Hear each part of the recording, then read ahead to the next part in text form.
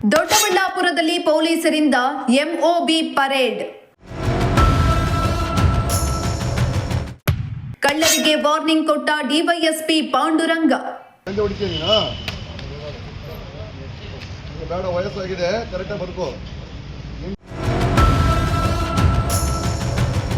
ದೊಡ್ಡಬಳ್ಳಾಪುರದಲ್ಲಿ ಡಿವೈಎಸ್ಪಿ ಕಚೇರಿ ಮುಂದೆ ಪೊಲೀಸರು ಎಂಒಬಿ ಪರೇಡ್ ನಡೆಸಿದ್ದು, ಕಳ್ಳರಿಗೆ ಡಿವೈಎಸ್ಪಿ ಫುಲ್ ಕ್ಲಾಸ್ ತೆಗೆದುಕೊಂಡ್ರು.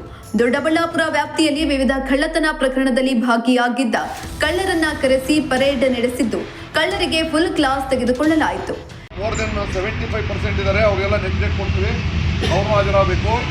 ಒಂದು 2% ಇವತ್ತು ಬಂದಿರೋರಲ್ಲಿ 10 ವರ್ಷ 15 ವರ್ಷ ಆಗಿದೆ, ಯಾವುದಿಲ್ಲ ಅಂದ್ರೆ ಅದು ಇನ್ಸ್ಪೆಕ್ಟರ್ಗಳು ವೆರಿಫೈ ಮಾಡಿಬಿಟ್ಟು ನಿಜವಾಗ್ಲೂ ಅವ್ರು ಇನ್ನು 10 ವರ್ಷದಿಂದ ಯಾವುದು ಮಾಡಿಲ್ಲ ಅಂತ ಅಂಥವ್ರು ಮುಕ್ತಾಯನೂ ಮಾಡ್ತೀವಿ. ಅದನ್ನು ಎಲ್ಲ ಆಫೀಸರ್ಸು ಗಮನಿಸಿ, ಸ್ವಲ್ಪ ಸ್ಟಾಫನ್ನು ಗಮನಿಸಬೇಕು, ಇವ್ರ ಮೇಲೆ ಕಂಟಿನ್ಯೂ ವಾಚ್ ಮಾಡಬೇಕು. ತಿಂಗಳಿಗೆ ಒಂದು ಸಲ ಆದರೂ ಇವ್ರನ್ನ ಸ್ಟೇಷನ್ಗೆ ಕರೆಸಿ ರಿವ್ಯೂ ಮಾಡಬೇಕಾಗ್ತದೆ. ಹಂಗಾದ್ರೆ ಮಾತ್ರ ನಮಗೆ ಕಳ್ಳತನಗಳು ಕಡಿಮೆ ಆಗ್ತವೆ, ಸಮಾಜಕ್ಕೆ ನಾವು ಒಂದು ನ್ಯಾಯ ಕೊಡೋದು ಸಾಧ್ಯ ಆಗ್ತದೆ. ಇಲ್ಲಾಂದರೆ ಆಗಲ್ಲ. ನಾವು ನೈಟ್ ಡ್ಯೂಟಿ ಮಾಡ್ತೀವಿ, ಡೇ ಡ್ಯೂಟಿ ಮಾಡ್ತೀವಿ, ಕೇಸ್ಗಳು ಆಗ್ತಾನೆ ಇದ್ದೇವೆ, ಸಿಗಲ್ಲ ಅಂತೇಳಿ ಆ ಥರ ಆಗಬಾರ್ದು. ಎಲ್ಲರನ್ನ ನಿಮ್ಮನ್ನು ಕರೆಸಿದ ವಿಷಯ ಒಳ್ಳೆತನ ನಡ್ಕೊಳ್ಳಿ. ಇಲ್ಲ ಒಂದೇ ಕೇಸ್ ಆಗಿರ್ತಾರೆ, 10 ವರ್ಷ ಹಿಂದೆ 15 ವರ್ಷ ಮಾಡಿದ್ದೆ ಮಧ್ಯೆ ಹಾಗೆ ಇಲ್ಲ ಅಂದಾಗ ಅಂಥವನ್ನು ನಾವು ನೋಡ್ತೀವಿ. ನಿಮ್ಮನ್ನು ಟ್ರ್ಯಾಕ್ ಮಾಡಿ ನಿಜವಾಗ್ಲೂ ಯಾವುದಿಲ್ಲ ಅಂತ ಅವ್ರಿಗೆ ನಾವು ಸಹಾಯ ಮಾಡ್ತೀವಿ, ಫೋನ್ ಮಾಡ್ತೀವಿ.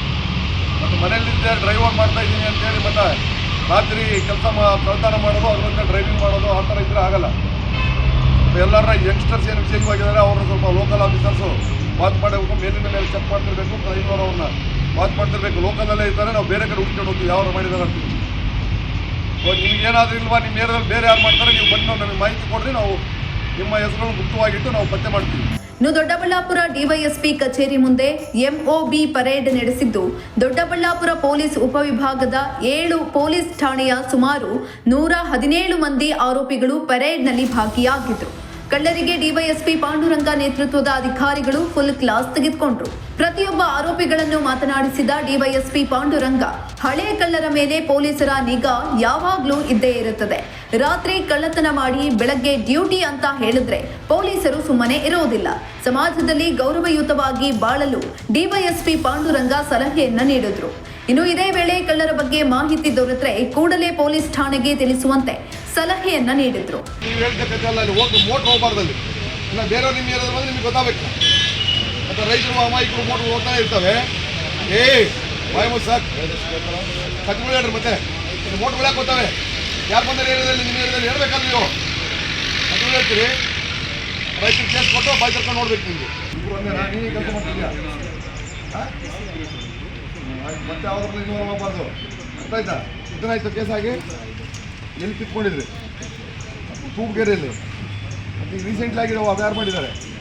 ನಿಮ್ಗೆ ಗೊತ್ತಿರಲ್ಲ, ಎಲ್ಲೇ ನೀವು ಕಂಪ್ನಿ ಮಾಡ್ತೀಯ, ಅದು ಬೇರೆ ಇದು ಬೇರೆನಾ? ಬಿಟ್ಟರೆ ಬಂದು ನಿನ್ನ ಏರಿಯಾದಲ್ಲಿ ಯಾರು ಬರ್ತಾರೆ ತೂಪ್ಗೆರೆಗೆ? ಮೊನ್ನೆ ಎಲ್ಲ ಓಡಾಡ್ಕೊಂಡು ಹೋಗ್ಯಾರಲ್ಲ. ಪ್ರೇಮಿ ಅಂತ ಅವನೆಲ್ಲಿದ್ದಾನೆ? ಪ್ರೇಮಿ ಎಲ್ಲಿದ್ದಾನೆ ಅವನು? ಗೊತ್ತಿಲ್ಲ ಅಂದರೆ ನಿನ್ನ ನೇತಾಗ್ತೀನಿ, ನಿನ್ನ ಜೊತೆ ಬಂದು ಮಾಡಿರೋ ತಾನೇ ಅವನು. ಮಾಹಿತಿ ಸಂಗ್ರಹಿಸಿ ಹೇಳಬೇಕು. ಅರ್ಥಾಯ್ತಾ? ಮೊನ್ನೆ ಯಾರು ಬಂದು ಹೋಗಿದ್ದಾರೆ ಏರಿಯಾದಲ್ಲಿ ಹೇಳ್ಬೇಕು. ನೀನು ಯಾರು ಮಾಡ್ತಾರೆ? ಮತ್ತೆ ರೈತರು ಬರ್ತಾನೆ ಇದ್ದಾವಲ್ಲ ಕಂಪ್ಲೇಂಟು. ಸ್ವಲ್ಪ ಇಲ್ಲ, ಇವಾಗಲ್ಲ ಮೊಬೈಲ್ ನಂಬರ್ ಗೊತ್ತಾಗೋದು. ರೈಟ್, ಹೌದು. ಇದೆಲ್ಲ ಒಂದೇ ಟೀಮಾ? ಈಗೇನು ಕೆಲಸ ಮಾಡ್ತಾ ಇದ್ದೀವಿ? ಏನು ವ್ಯವಸಾಯ? ಎಷ್ಟಾಗಿದೆ ಭೂಮಿ? ಏನು ವ್ಯವಸಾಯ ಬೆಳಿತೀರಿ? ಅದನ್ನು ಯಾವ್ದಾರು ಹೆಸರು ಇಟ್ಕೊಂಡು ಮತ್ತೆ ಅಲ್ಲೇ ಎಲ್ಲೆಲ್ಲ ಅಕ್ಕಪಕ್ಕದಲ್ಲಿ ಮಾಡ್ಕೊಂಡಿರ್ತೀರ ಅಂತ. ಕೇಸ್ ಏನಾಗಿದೆ? ಏನು ಊರಲ್ಲಿ ಬೆಳೆದಿದ್ದ? ನೀವು ಮಾರ್ತಾ ಇದ್ದೀರಾ? ಬೆಳೆದಿದ್ದ? ಅರೇ ಮಾರ್ತಾ ಇದ್ದಿದ್ದ ಅಥವಾ ಬೆಳೆ ಬೆಳೆದಿದ್ದ? ನೀವು ಮನೆಗೆ ಇಟ್ಕೊಂಡಿದ್ದೀಯಾ? ಗಂಜೆ ಹೊಡಿತೀಯ ನೀನು?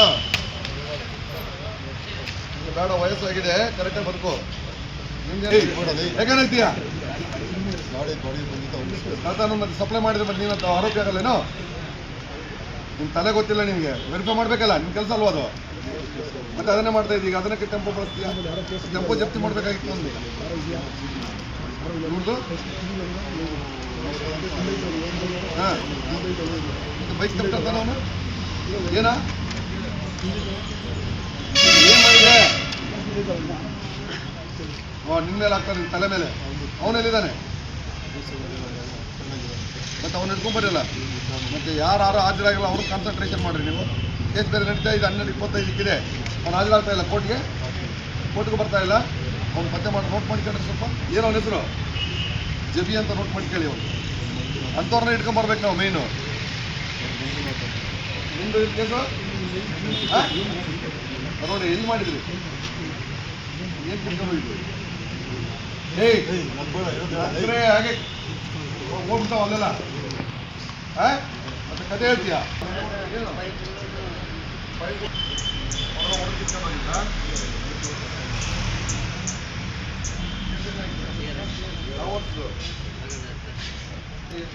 ಇನ್ನು ಪೊಲೀಸರ ಪರೇಡ್ಗೆ ಕಳ್ಳರು ಫುಲ್ ಶಾಕ್ ಆಗಿದ್ದು ಮುಂದಿನ ದಿನಗಳಲ್ಲಿ ಕಳ್ಳತನಗಳಂತಹ ಕೃತ್ಯಗಳಲ್ಲಿ ಭಾಗಿಯಾಗಲ್ಲ ಎಂಬ ಭರವಸೆಯನ್ನ ಕಳ್ಳರು ನೀಡಿದ್ರು. ಒಟ್ನಲ್ಲಿ ಪರೇಡ್ನಿಂದಾಗಿ ಕಳ್ಳರಲ್ಲಿ ಭೀತಿ ಶುರುವಾಗಿದ್ದು ಮುಂದಿನ ದಿನಗಳಲ್ಲಿ ದೊಡ್ಡಬಳ್ಳಾಪುರದಲ್ಲಿ ಕಳ್ಳತನಗಳಂತಹ ಕೃತ್ಯಗಳು ಕಡಿಮೆ ಆಗತ್ತಾ ಅನ್ನೋದನ್ನ ಕಾದು ನೋಡಬೇಕಾಗಿದೆ. ಮೋಹನ್ ಕುಮಾರ್, ಪ್ರಜಾಶಕ್ತಿ ಟಿವಿ, ದೊಡ್ಡಬಳ್ಳಾಪುರ.